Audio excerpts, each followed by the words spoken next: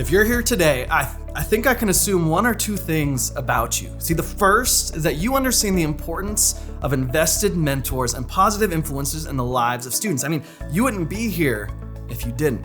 The second is that you are either the product of someone else's time and investment in your life, or you recognize in hindsight that you needed it and you weren't really given it.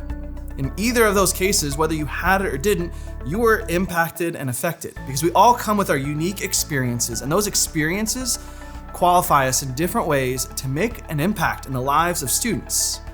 But if we're gonna get anywhere, we must be willing to recognize there's a little bit of a big challenge set before us. I mean, the fact of the matter is that the percentage of students who grew up in church only to walk away from their faith when they go to college, I mean, it's quite staggering. I mean, Fuller Theological Institute, 50%. Lifeway Christian Resources says 60%. I mean, Barna Group says 70%. And so even if we go with the lowest reporting statistic, we're still looking at half of our students choosing to walk away from their faith in spite of, and if we're being honest, maybe even because of the experiences they had in church. So what does that mean for us today? It means that we can't keep doing business as usual if we want to change the current trends. We need to be willing to examine what we're doing and ask some hard questions in order to arrive at real conclusions. I mean, this will be the only way that we can grow. We need to be willing to accept that what we're doing might not be enough, and that's true no matter how good we are at holding it all together. We need to stop playing the blame game. I mean, parents and teachers are easy targets, but they're not the only ones responsible for raising and teaching our students.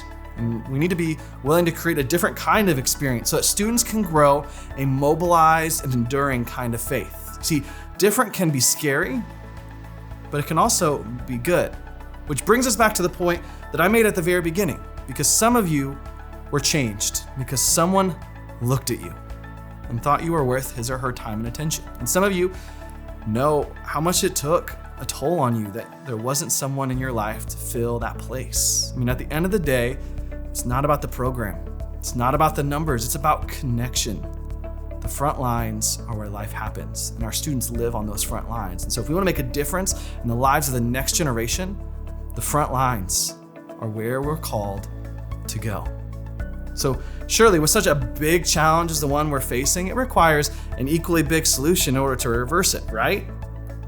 Well, actually, the solution is really actually a small one, because if every teenager had a place to belong and someone to believe in them, it would radically affect their faith and their future. See, we can't do that for every teenager, but we can do that for a few. See, this isn't about a better presentation or clear communication. I mean, both of those things are good, but they're not as effective as they can be without relationship. There has to be a relationship between a student and a leader, and that relationship holds the key to the future and the faith of that student. Not because we know the right answers, but because we understand God wired us for community.